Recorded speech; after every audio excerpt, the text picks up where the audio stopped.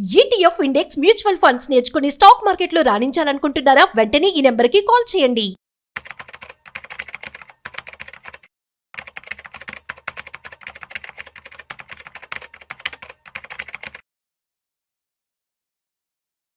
Good evening సుందరం రెడ్డి గారు. Good. సుందరం రెడ్డి గారు, retirement అండి. Hmm. ఒక సంస్థతో ఒక మంచి అనుబంధం ఉంటుంది. ఓకే. కష్టపడి పనిచేస్తాం కొన్ని సంవత్సరాల పాటు. ప్రతి కంపెనీ కూడా మనకి 62 ఏళ్ళు 60 ఏళ్ళు ఒక్కొక్క కంపెనీని బట్టి మనం చేసే జాబును బట్టి ఉంటుంది. ప్రైవేట్ సెక్టర్ అయితే ఇంకాస్త చేయగలుగుతాం, గవర్నమెంట్కి సెటన్ ఒక పీరియడ్ ఉంది. రిటైర్ అయిపోయిన తర్వాత నెల నెల ఒక కంఫర్ట్ జోన్కి అలవాటు పడిపోతాం. ఆఫ్టర్ రిటైర్మెంట్ అనేసరికి చాలామందికి ఒక దిగులు వచ్చేస్తుందండి. ఒక 5 ఇయర్స్ బిఫోర్ నుంచే నేను రిటైర్ అయిపోతాను, నాకు ఎట్లాగా ఈ ఖర్చులను ఎట్లా నేను భరించగలుగుతాను, ఎట్లా ఫీల్ చేయగలుగుతానని అంతే సతమతం అయిపోతారు. సగం దిగులు దీనికే పెట్టుకుంటారు. వాళ్ళు ఎలా ప్లాన్ చేసుకోవాలంటారు? రైట్. సో బేసికల్గా మనకు జాబ్ ఉన్నా జాబ్ లేకపోయినా ప్రతి ఒక్కళ్ళు రిటైర్మెంట్ అయిన తర్వాత ఇంకా 30 ఇయర్స్ సర్వే అవ్వాలి. జాబ్ అనేది మనకు 30 ఇయర్సే ఉంటుంది. అంటే మనకి 25లో స్టార్ట్ అవుతుంది, అండ్ 55 to 60 దగ్గర నుంచి జాబ్ వెళ్ళిపోతుంది. అంటే మనకు జాబ్ ఉండేది 35 ఇయర్స్. అవును. జాబ్ లేకుండా అవతల 30 ఇయర్స్ సర్వే అవ్వాలా. Correct. Okay. Even house maker అనుకుందాం, అసలు జాబే లేదు, స్టిల్ ఇన్కమ్ లేకుండా సర్వే అవ్వాలి కదా 30 ఇయర్స్ అవతల. అవునండి. ఓకే. జాబ్ ఉంది, జాబ్ ఉన్నా సరే మీరు తీసేస్తారు 60 తర్వాత. ఇప్పుడు అసలు రిటైర్మెంట్కి ఎందుకు ప్లాన్ చేసుకోవాలంటే, ఇప్పుడు సింపుల్ ఎగ్జాంపుల్ చెప్తున్నాను. ఇప్పుడు కరెంట్ మార్కెట్లో ఒక లీటర్ మిల్క్ గురించి మాట్లాడామనుకోండి, ఈజీగా ఉంటుంది.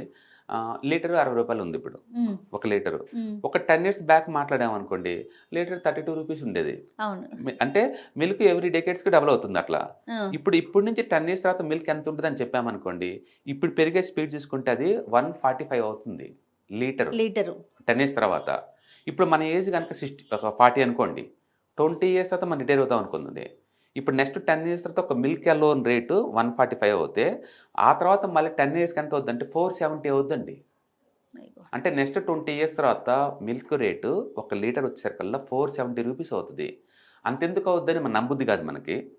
నెక్స్ట్ 10 ఇయర్స్ తర్వాత కూడా 145 అవుద్దంటే ఎవరికి నమ్ముద్ది కాదు. ఇప్పుడు 60 రూపాయలు అంటే అందరికి నమ్ముతారు, ఎందుకంటే మన రోజు ఎక్స్పీరియన్స్ అవుతుంది కాబట్టి. 10 ఇయర్స్ బ్యాక్ 32 ఉన్న విషయం అందరికీ ప్రాక్టికల్గా ఉంది కాబట్టి నమ్ముతాము. అంటే మనం ఫ్యూచర్లో విషయాలు అబ్జర్వ్ చేయలేము, గమనించలేము, అంటే మనం ఊహించలేము, తెలిసినా కూడా దాన్ని తగ్గట్టు ప్రిపేర్ అవ్వలేము. ఎస్ రైట్, అది ప్రిపేర్ కాలేకపోతున్నాం. ఇప్పుడు చెప్పండి, ఇన్ఫ్లేషన్ అంటే ఈ లైఫ్ స్టైల్ కాస్ట్ పెరగటాన్ని మనం ఏమంటాం? ఇన్ఫ్లేషన్ అంటాం. లైఫ్ స్టైల్ కాస్ట్ పెరుగుతూ ఉంటుంది. అందుకని ప్రతి ఒక్కళ్ళ శాలరీ ఎందుకు పెరుగుతుంది అంటే అదేదో వాళ్ళకి ఎక్స్పీరియన్స్ వచ్చింది కాబట్టి కాదండి, ఇన్ఫ్లేషన్ తగ్గట్టు మీ శాలరీని పెంచాలి కాబట్టి. అంటే ఇండియాలో యావరేజ్ మీద ప్రతి లైఫ్ స్టైల్ కాస్ట్ యావరేజ్ మీద 5 to 6% పెరిగింది. ఓకే. అది school fee, bus fare, food cost, cinema theatre tickets, ఏదన్నా కానీ యావరేజ్ మీద పెరగడమే తప్ప తగ్గటాలు ఉండవు. ఆ పెరుగుదల ఎంత ఉంటుందంటే యావరేజ్ మీద 5 to 6% దాకా ఉంటుంది. ఓకే. ఆ లెక్కలు లెక్కేసామనుకోండి, మిల్క్ అలోను 20 ఇయర్స్ తర్వాత లీటరు అంటే 570 అవుతాయి. అప్పుడు గ్యాస్ సిలిండర్ రేట్ ఎంత అవ్వాలి? ఇప్పుడు సిలిండర్ రేట్ 1000 అనుకుందాం అండి. భయం అనిపిస్తోందండి. డెఫినెట్గా భయపడాలా. భయపడేటప్పుడు నువ్వు సేవ్ చేసుకుంటే బింగ్ చేస్తావు. ఓకే. అంటే అప్పుడు సిలిండర్ కల్లా ఈజీగా 3000కి వెళ్ళిపోద్ది. ఇడ్లీ కత్త ప్లేట్ వచ్చి 100 రూపాయలు అవుద్ది ఈజీగా. ఎందుకంటే 10 ఏళ్ల క్రితం 10 రూపాయలు ఉండేది, ఇప్పుడు 25 ఉంది కదా. అప్పుడు అంటే ప్రతిదీ లైఫ్ స్టైల్ కాస్ట్ పెరిగిద్ది, సడన్గా ఇన్కమ్ ఆగిపోద్ది కదా. అంటే మనకు 60 రాగానే సడన్గా ఇన్కమ్ ఆగిపోతుంది. But life style cost too much పెరిగిపోయింది. అప్పటికే ఈ బాడీలో బోల్డ్ అండ్ ప్రాబ్లమ్స్ స్టార్ట్ అవుతాయి. దాంతో పాటు ఒక లైఫ్ స్టైల్ అలవాటు తగ్గించలేము. ఇప్పుడు ఈ రోజు ఇడ్లీ తిన్న వాళ్ళం ఒక 15-20 ఏళ్ళ తర్వాత ఇడ్లీ మానేయలేం కదా. అవును, ఆ లైఫ్ స్టైల్ నుంచి కంఫర్ట్ గా ఫీల్ అవ్వరు. అవునండి. అందుకని మనం కంటిన్యూస్ గా కరెంటు ఇన్కమ్ వచ్చేటప్పుడు లైఫ్ స్టైల్, ఇన్కమ్ లేకుండా 30 ఇయర్స్ గడపాలి అనుకుంటే మనం ఖచ్చితంగా ముందే ప్లాన్ చేసుకోవాలి. అందుకని రిటైర్మెంట్ ప్లానింగ్ ఎందుకు అంటే, పెరిగే ఖర్చులు తగ్గట్టు 30 సంవత్సరాలు ఇన్కమ్ లేకుండా సర్వే అవటం కోసం. చాలా మంది అంటారు, నా కిడ్స్ ఉన్నారులే వాళ్ళు చూసుకుంటారులే అని. అవును, లేదా ప్రాపర్టీస్ ఉన్నాయిలే అనుకుంటారు. అవి కాదండి. కిడ్స్ ఉన్నా సరే 30 ఇయర్స్ తర్వాత కిడ్స్ ప్రాబ్లమ్స్ వేరేసి, మనం పుట్టినప్పుడు ఉన్న లైఫ్ స్టైల్స్ వేరే ఉన్నాయి. అప్పుడు ఇంత ఇన్కమ్ లేదు, ఈ లైఫ్ స్టైల్స్ ఉండేది, ఇంత ఖర్చులు లేవు. ఇప్పుడు ఉన్నప్పుడు ఇది వేరు, మన కిడ్స్ వచ్చేటప్పుడు కూడా వేరే మారిపోతాయి కదా. అందుకని మనం బ్లేమ్ చేయలేము వాళ్ళని మనం బ్లేమ్ చేయలేము. ఆ కిడ్స్ ఎక్కడ ఉంటారో కూడా తెలియదు. వాళ్ళు పోయి అమెరికాలో కూర్చున్నారు అనుకోండి, వాళ్ళ ప్రాబ్లమ్స్ వాళ్ళకుంటాయి, నీ ప్రాబ్లమ్స్ వాళ్ళ ప్రాబ్లమ్స్ అవ్వవు కదా. అందుకని ఎవరికి వాళ్ళే ప్లాన్ చేసుకోవాలండి. డెఫినెట్గా. ఎంత శాలరీ వచ్చేవాళ్ళు ఎలాంటి ప్లానింగ్ చేసుకోవాలంటే, శాలరీని బట్టి ప్లాన్ చేసుకోవాలా, పెన్షన్ అనేది ఎట్లా ప్లాన్ చేసుకోవాలి, దాంతో పాటుగా ఎంత ముందు నుంచి ప్లాన్ చేసుకోవాలి? రైట్. మనం ఎంత అర్లీ స్టేజ్లో ప్లాన్ చేసుకుంటే అంత తక్కువ డబ్బుతోటి మనం అంత ఎక్కువ ఫండ్ క్రియేట్ చేసుకోవచ్చు. జనరల్ రూల్ ఏంటంటే రిటైర్మెంట్ కల్లా మీ ఖర్చు ఎంత ఉంటుందో, సపోజ్ ఇప్పుడు నా ఖర్చు మంత్లీ 50,000 ఉందనుకోండి మా ఇంటి ఖర్చు. ఒక 30 ఇయర్స్ తర్వాత ఈ ఖర్చు ఎంత పోతుందో మన క్లారిటీ ఉండాలి. మనకి ఇన్ఫ్లేషన్ క్యాలిక్యులేటర్ అని దొరుకుతాయి అనమాట. ఇన్ఫ్లేషన్ క్యాలిక్యులేటర్ గూగుల్లో టైప్ చేస్తే వస్తుంది. దాని ప్రకారం లెక్కేసుకున్నాం అనుకోండి, రఫ్గా నీ ఖర్చు 2.5 lakh వద్దు ఫర్ మంత్. ఓకే. అప్పుడు నాకు క్లారిటీ వచ్చింది నా లైఫ్ స్టైల్ కాస్ట్ ఎంత ఉండబోతుందని. అంటే రిటైర్మెంట్ అయిన తర్వాత నాకు మంత్లీ 2.5 lakh కావాలి. 2.5 lakh కావాలి. ఇప్పుడు నా ఖర్చు 1 lakh పర్ మంత్ అవుతుంది అనుకోండి, అప్పుడు నీకు 4 to 5 lakh వద్దు ఖర్చు. అట్లా ఎవరికి వాళ్ళే ముందే ప్లాన్ చేసుకోవాలా. ఖచ్చితంగా అవుతుందంటే అవును, ఖచ్చితంగా అవుతుంది, ఖచ్చితంగా అవుతుంది. My God. ఓకే. ఎందుకంటే మిల్క్ రేట్ మనం చూస్తున్నాం అవుతుంది కదా, స్కూల్ ఫీజు అయింది కదా, సినిమా టికెట్ 10 రూపాయలు పెట్టి చూస్తే హ్యాపీ చూసేవాళ్ళం, ఇప్పుడు 500 రూపీస్ అయింది కదా. అవునండి. అవ్వాలి, లైఫ్ స్టైల్ కాస్ట్ పెరుగుతుంది. అందుకే So- చాలా మంది అంటారు నేను అనుకోలేదు అంటారు. అది ఆన్సర్ కాదండి, ప్లాన్ చేసుకోవాలి. ఇది మనీ ముందే. డిసిప్లిన్ కదండి. అవును డెఫినెట్ గా నేర్చుకోవాల్సింది, అవును. నాలెడ్జ్ అవును, పెంచుకోవాలి. ప్లాన్ చేసుకోవాలి. నాకు అలా అనుకోలేదంటే కుదరదండి, కుదరదు. మటన్ కేజీ 1000 రూపాయలకి వచ్చిందండి, నమ్మగలుగుతామంటే నమ్మాలి. అంతే. అది 5 years బ్యాక్ నువ్వు నమ్మలేదు కదా ఈ రేట్ అంటే. ఆ. అప్పట్లో 500 ఉండేది కదా. ఇప్పుడు చెప్పండి, మన రిటైర్ అయిన తర్వాత ఒక మటన్ తినాలంటే ఎంత ఉంటుందో ఊహించుకోండి. ఇంకా డెఫినెట్ గా So- 3,000 4,000 అవుతుంది. సో మనం ఇట్లా ప్లాన్ చేసుకొని రైట్. దాన్ని బట్టి మనము ఎక్కడ సేవ్ చేయాలి అనేది ఆలోచించాలంటారు. అవును. ఎలాంటి సేవింగ్స్ పెట్టుకోవాలండి రిటైర్మెంట్ తర్వాత? ఇప్పుడు ఫర్ ఎగ్జాంపుల్ ఇప్పుడు 50,000 ఉన్నది, రేపు 2,50,000 అవుతుంది నా ఖర్చు. ఓకే. అప్పుడు నేను ఎలాంటి సేవింగ్స్ యా, పెట్టుకోవాలి? జనరల్గా ఏంటంటే మనం రిటైర్మెంట్ ఫండ్ మనం పెట్టేటప్పుడు ఈ స్టాక్స్లో స్టాక్ మార్కెట్లో చాలా ఉంటాయి ఆప్షన్స్ నీకు. అచ్చం స్టాక్ మార్కెట్లో ఈక్విటీ మ్యూచువల్ ఫండ్స్ వాటిలో పెట్టుకోవచ్చు. బట్ వాలటిలిటీ ఎక్కువ ఉంటుంది, అప్ అండ్ డౌన్. నాకు అంత ఎక్కువ వద్దు అనిపించింది అనుకోండి, మనం అనుకున్నట్టు మల్టీ అసెట్ అలొకేషన్ ఫండ్స్ ఉంటాయి, అన్ని రకాల అసెట్స్లో పెడతారు. అది కూడా నాకు అంత రిస్క్ అనిపించింది అనుకోండి, అప్పుడు హైబ్రిడ్ ఫండ్స్ అని ఉంటాయి. కొంత డెట్స్ కొంత ఈక్విటీలో పెడతారు. అంటే మీకున్న ఛాయిస్ ఏంటంటే అచ్చం equity, more volatility, more income. మనం ఒక 18 to 20% ఎక్స్పెక్ట్ చేయొచ్చు. బట్ ఎవ్రీ ఇయర్ యావరేజ్ మీద 15% ఖచ్చితంగా పడతాయి. మనం టీవీలో చూసేటప్పుడు మార్కెట్ పడింది అంటాం కదా, అది ఇవే టెంపరీగా. ఓకే. బట్ అదే టైంలో మళ్ళీ వితిన్ 2 years కల్లా మళ్ళీ ఆల్ టైమ్ వెళ్ళిపోతాయి. కాబట్టి ఈ ఈక్విటీ ఫండ్స్లో పెడితే వాలటిలిటీ ఎక్కువ, రిటర్న్స్ ఎక్కువ. లేదు నాకు ఇంత వద్దు వాలటిలిటీ, నాకు ఇంత రిటర్న్స్ కూడా వద్దు, అప్పుడు మల్టీ అసెట్ అలొకేషన్ ఫండ్స్లో పెట్టండి. అప్పుడు రిటర్న్స్ కొంచెం తగ్గుతాయి, బట్ సేఫ్టీనెస్ పెరుగుతుంది. నాకు ఈ రిటర్న్స్ కూడా వద్దు అనిపించింది, నాకు స్ట్రిక్ట్గా 12% కన్నా ఎక్కువ వద్దు, నాకు రిస్క్ వద్దు అనిపించింది అనుకోండి, హైబ్రిడ్ ఫండ్స్ అని ఉంటాయి. ఓకే. అవన్నీ డెట్ ప్లస్ ఈక్విటీలో పెడతారు. ఎక్స్పెక్టేషన్ 12 అనమాట. ఓకే. అందుకని మీకు 12 కావాలా, 15% కావాలా, రఫ్గా మీకు 18 to 20 కావాలా, మీరు డిసైడ్ అవ్వాలా. జనరల్ గా ఆలోచన ఎలా ఉంటుందంటే, ఇప్పుడు మీరు చెప్పినట్లుగా ఇప్పుడు నాకు 50,000 ఖర్చు అవుతుంది, నేను రిటైర్ అయిపోయిన తర్వాత నాకు 2,50,000 అవుతుంది పర్ మంత్. అలాంటప్పుడు అట్లీస్ట్ నాకు ఒక 3 lakhs వస్తే చాలు, అంతకు మించి నాకు వద్దు. అంటే సేఫ్ గేమ్ ఆడాలని ప్రతి ఒక్కరికి అనిపిస్తుంది కదా. రైట్. అలాంటి వారికి మీరు ఎలాంటి సజెషన్ ఇస్తారు? ఇప్పుడు రిటైర్మెంట్ నేను ఒక 25లో జాబ్ వచ్చింది అనుకుందాం, నా రిటైర్మెంట్ 60 అనుకుందాం, మధ్యలో గ్యాప్ ఆల్మోస్ట్ 35 to 40 ఉంది కదా. అవునండి. ఇప్పుడు ఇంత పెద్ద లెంత్ ఉంది కాబట్టి ఇప్పుడు నీ సేఫ్టీ గేమ్ ఆడొచ్చు. ఎలా అంటే మీరు కావాలంటే ఈక్విటీ పెట్టచ్చు. ఈక్విటీ షార్ట్ టర్మ్లో అప్ అండ్ డౌన్ అవ్వచ్చు, ఏమని లాంగ్ టర్మ్ కాదు కదా. అందుకని ఏజ్ యంగ్లో ఉన్న వాళ్ళందరూ రిస్క్ తీసుకొని ఈక్విటీలో పెట్టచ్చు. ఏజ్ రాంగ్ సైడ్ ఉన్న వాళ్ళందరేమో హైబ్రిడ్ మల్టీ అసెట్కి వెళ్ళిపోవచ్చు అనమాట. అందుకని మనకి యంగ్ ఏజ్ 25లో ఉన్నారనుకోండి, నీకు మంత్లీ 5,000 చాలు. మంత్లీ 5,000 అచ్చు రిటైర్మెంట్ కోసం ఈ డబ్బులు. అంతే, దీన్ని డిస్టర్బ్ చేయకూడదు.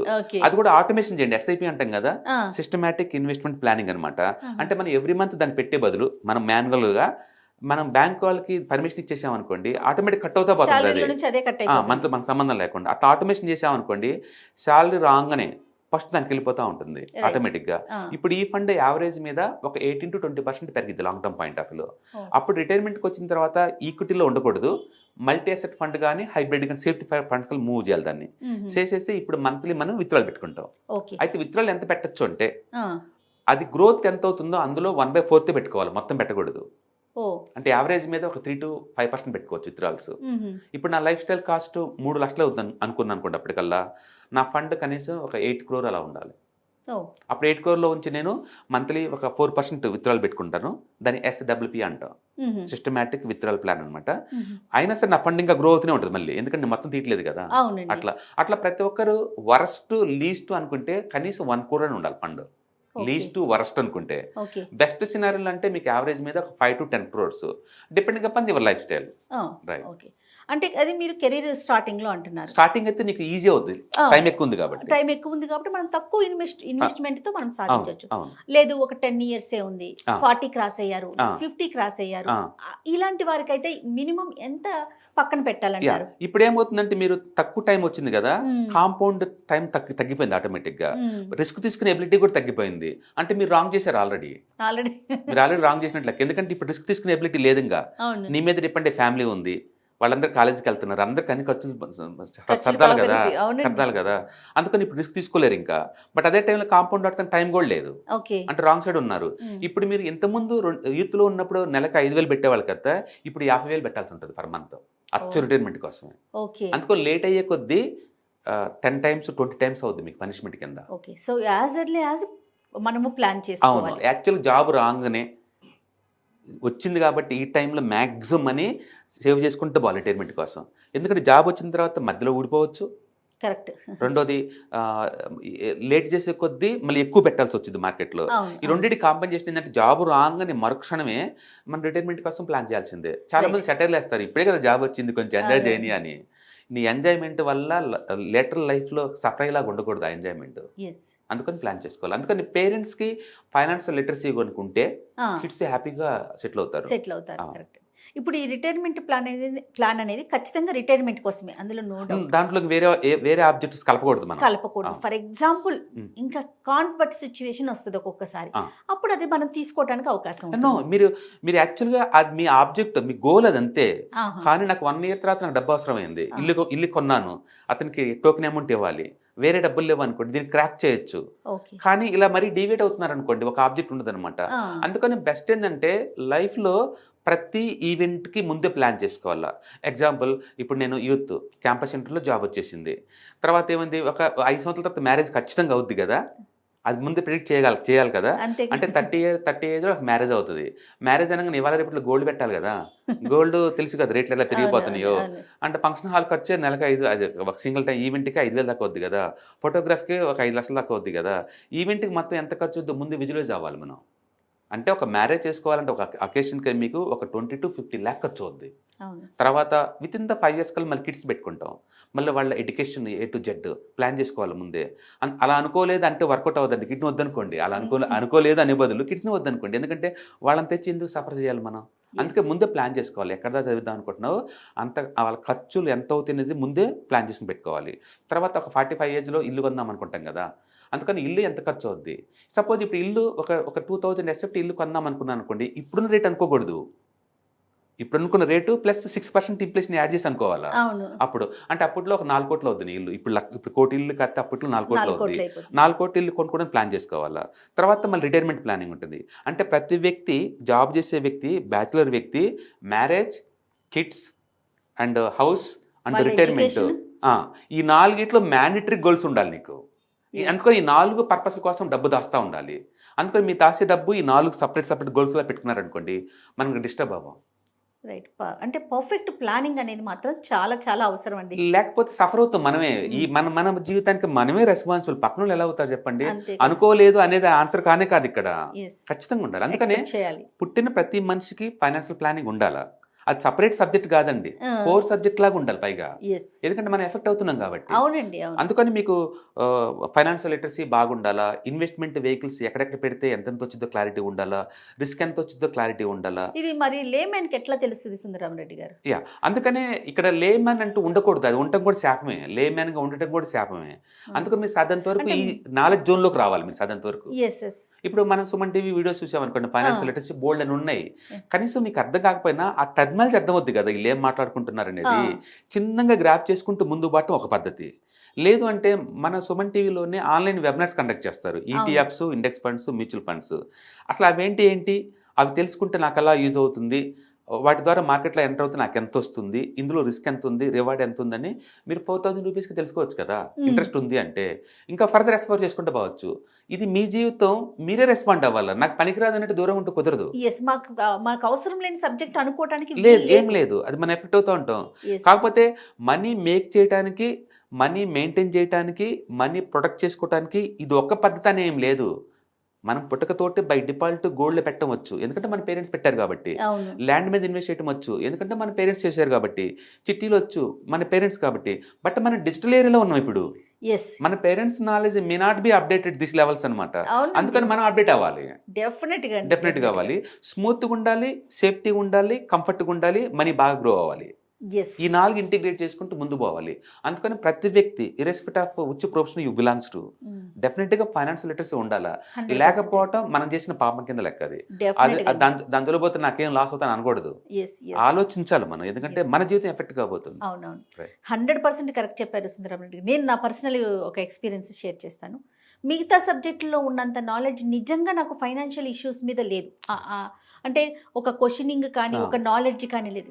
అది గెయిన్ చేసుకోవటం కోసమే మీలాంటి ఎక్స్పర్ట్స్తో కావాలని చెప్పి నేను చేస్తూ ఉంటే, ఇంటర్వ్యూస్ చేస్తూ ఉంటే నాకు నాలెడ్జ్ గెయిన్ అవుతుందని లిటరల్లీ నేను మన ఛానల్స్ చూసుకోవటం, మీ కంటెంట్ చూడటం, మిగతా ఎక్స్పర్ట్స్ కంటెంట్ అన్ని చూడటం, నాలాగా ఉన్న డౌట్స్ ఎంతో మందికి ఉండొచ్చు. ఇవన్నీ కూడా మనం క్లియర్ చేయాలని ఒక ఆలోచన. మీరు యాంకరింగ్ డివిజన్ లో ఎక్స్పర్ట్, అందులో డౌట్ లేదు.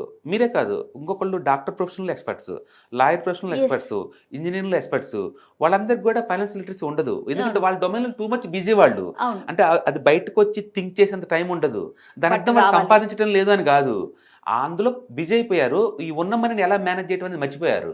అందుకే చాలా మంది చూడండి రిటైర్మెంట్ కల్లా చాలా డబ్బు సంపాదించారు. డబ్బు అంతా ఏమైపోతుంది, ఎక్కడ పోతుంది, అది లెక్కలేం లేవు వాటికి. సంపాదించిన మంత్లీ 2,000 పక్కన పెట్టుకుంటే ₹1,00,00,000 పోగు చేసుకోవచ్చు అని చెప్పుకుంటున్నాం మనం. ఎంతమంది ₹1,00,00,000 రిటైర్మెంట్ అవుతున్నారు ఇక్కడ? నిజమండి. ఆ సంపాదన అంతా ఎడిపోతుంది. పర్ఫెక్ట్ ప్లానింగ్ అనేది చాలా అవసరం. అది లేదు, అది లేక దాన్ని అవగాహన కల్పించే ప్రయత్నం మనం చేద్దాం. అంటే మీలాంటి ఎక్స్పర్ట్స్ వర్క్ షాప్స్ నిర్వహిస్తున్నారు కదా సుందరం రెడ్డి గారు, ఎట్లా అంటే ఎప్పుడెప్పుడు పెడతారండి? అంటే every month literally 1 or 2 times online webinar జరుగుతూ ఉంటాయి. అది 6 hours ప్రోగ్రామ్ అనమాట. దాంట్లో మీకు ఈటీఎఫ్స్ అంటే ఏంటి, ఇండెక్స్ ఫండ్స్ అంటే ఏంటి, మ్యూచువల్ ఫండ్స్ అంటే ఏంటి, అసలు స్టాక్ మార్కెట్ లో ఎన్ని ట్రేడింగ్ మెథడాలజీస్ ఉంటాయి, ఏమేమి ప్రొడక్ట్స్ ఉంటాయి, మీకు కాంప్రహెన్సివ్ గా ఒక స్టెప్ మార్కెట్ లో ఎంటర్ అవుదాం అనుకున్న వాళ్ళందరికీ ఇది బాగా యూజ్ అవుతాయి అనమాట. సూపర్. ఓకే. సో ఈ కింద స్క్రోల్ అవుతున్న నెంబర్ పై మీరు రింగ్ చేశారనుకోండి, పూర్తి డీటెయిల్స్ మీకు ఇస్తారు. మీరు ప్రోగ్రామ్ అటెండ్ అయిన తర్వాత మీ ఫీడ్బ్యాక్ ఇవ్వచ్చు, మీరు ఇంటరాక్ట్ అవ్వచ్చు, మీకున్న డౌట్స్ అని అడగచ్చు, మీకు క్లారిటీ ఉంటుంది అక్కడ ఏం జరుగుతుంది. ఆన్లైన్ కాబట్టి మీరు వరల్డ్ లో ఏ మూల ఉన్నా అటెండ్ అవ్వచ్చు. Super super. ఓకే, మీరే తీసుకుంటారు క్లాసెస్? ఓకే, మార్నింగ్ నుంచి ఈవినింగ్ అరౌండ్ 7 o'clock అలా 6 o'clock 3 hours ఉంటుందండి. 6 to 9 అలా ఉంటుంది. 2 days ఉంటుంది. ఓకే, దీనికి రిజిస్ట్రేషన్ ఏమన్నా ఉందండి? కింద స్క్రోల్ అవుతున్న నెంబర్ పై రింగ్ ఇస్తే మీకు డీటెయిల్స్ పాస్ చేస్తారు. అంటే మీకు దీంట్లో ఈ నెక్స్ట్ ఫ్యూచర్ లో కూడా మీకు అవసరమైన కొత్త కొత్త ఈటీఎఫ్స్, మ్యూచువల్ ఫండ్స్ వస్తుంటాయి కదా, వాటిని ఎలా ట్రాక్ చేసుకోవాలా, ఎలా అనలైజ్ చేసుకోవాలా, అంటే ఏది తీసుకుంటే ఎంత రిస్క్ ఉందో మీకు క్లారిటీ ఉంటుంది. చాలా మంది ఏంటంటే దూరంగా ఉండి భయపడుతుంటారు, దాని బదులు దాన్ని తెలుసుకున్నారనుకోండి క్లారిటీ, కంఫర్ట్ అనిపిస్తుంది. మీరు నాకు ఇప్పుడు చెప్పిన దాంట్లో ఒక బెస్ట్ ఎగ్జాంపుల్ చెప్పారు. టమాటో మెత్తగా ఉంటే తీసుకోము, గట్టిగా ఉంటే తీసుకుంటాం, ఎందుకంటే మనకు అది చెప్పారు కాబట్టి. అలాగే ఫండ్స్ కూడా దీనికి సంబంధించి ఒక ఎక్స్పర్ట్ సలహా తీసుకుంటే డైరెక్ట్ గా మనమే ఇన్వాల్వ్ అవడానికి అవకాశం ఉంటుంది. సో వాటికి సంబంధించి మీరు వెబినార్లు, ఇలాంటి సెమినార్లు నిర్వహించడం, చాలా మందికి అవగాహన కల్పించడం చాలా సంతోషం అనిపిస్తోందండి. దీనికి సంబంధించి చూసే ఆడియన్స్ కి ఎవరికైనా సరే ఈ సెమినార్ లో పార్టిసిపేట్ చేయాలి అనుకుంటే కనుక కింద స్క్రోల్ అవుతున్న నెంబర్ కి ఒక్కసారి కాంటాక్ట్ అవ్వండి. థ్యాంక్ యూ అండి, థ్యాంక్ యూ సో మచ్. నమస్తే. హాయ్, స్టాక్ మార్కెట్ లో వాలటిలిటీకి దూరంగా ఉంటున్నారా? పోర్ట్ఫోలియోస్ అన్ని కూడా రెడ్ లో ఉండి బ్లీడ్ అవుతున్నాయా? అంటే స్టాక్ మార్కెట్ లో ఉండి సస్టైనబిలిటీ ఉన్న బిజినెస్ మోడల్ లాగా, లేదా స్టాక్ మార్కెట్ లాంగ్ టర్మ్ లో మంచి వెల్త్ క్రియేట్ చేసుకునేలాగా ప్లానింగ్స్ ఏమైనా ఉన్నాయా? అయితే అలాంటి వాళ్ళ కోసం ఈ ప్రోగ్రామ్ అండి. ETFs, index funds and mutual funds. మా స్టాక్ మార్కెట్ లో ఉండి కూడా సెక్యూర్ వేలో మనీ మేక్ చేసుకునే పద్ధతి ఏదైనా ఉందంటే రిటైలర్స్ కి ఈ 3 అనమాట. దీంట్లో కాంప్రహెన్సివ్ గా మీకు ట్రైనింగ్ అండ్ గైడెన్స్ జరుగుతుంది. అండ్ వీకెండ్స్ లో జరిగే ఈ ప్రోగ్రామ్ లో అటెండ్ అవడం ద్వారా ETFs, index funds and mutual funds లో మీ నాలెడ్జ్ పెంచుకోండి. మీ పోర్ట్ఫోలియో మీరే మెయింటైన్ చేయడం ద్వారా ఇయర్లీ యావరేజ్ మీద 20 to 30% మనీ మేక్ చేసుకోండి. All the best. Thank you.